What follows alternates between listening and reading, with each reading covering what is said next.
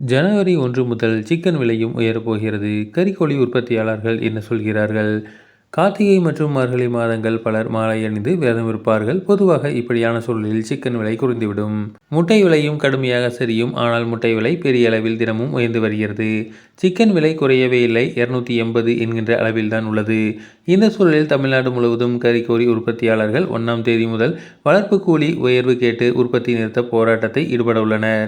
இதனால் சிக்கன் விலை உயரும் அபாயம் ஏற்பட்டுள்ளது.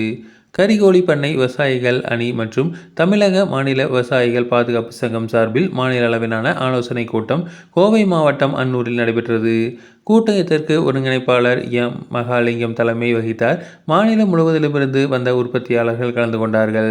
பின்னர் கூட்டத்தில் எடுக்கப்பட்ட முடிவுகள் குறித்து மகாலிங்கம் பேசும்போது, 5000 கோழிகள் வளர்க்க செலவுகள் முன்பை விட கடுமையாக அதிகரித்துள்ளது.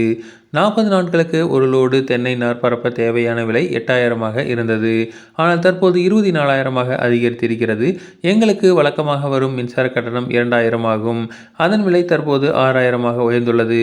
ஆனால் பிசிசி நிறுவனங்கள் கோழி வளர்ப்புக்கான செலவு தொகையை உயர்த்தி வழங்க மறுக்கின்றன என தெரிவித்துள்ளார். கோழி வளர்ப்புக்கு கூலியாக கிலோவுக்கு 20, நாட்டுக்கோழிக்கு 25, காடை கோழி வளர்ப்பு ஒன்றுக்கு 7 வழங்க வேண்டும்.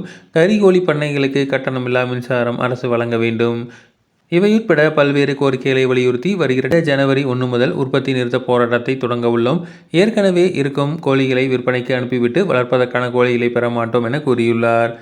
தமிழ்நாட்டில் நாளொன்றுக்கு 3 லட்சம் கிலோ கோழி இறைச்சி தேவைப்படுகிறது. ஞாயிற்றுக்கிழமைகளில் 4 லட்சம் கிலோ கோழி இறைச்சிகள் தேவைப்படும் நிலையில் பண்ணையாளர்களின் உற்பத்தி நிறுத்த போராட்டம் கோழி இறைச்சி தட்டுப்பாட்டை ஏற்படுத்துவதுடன் விலை அதிகரிக்கும் அபாயத்தை ஏற்படுத்தியுள்ளது.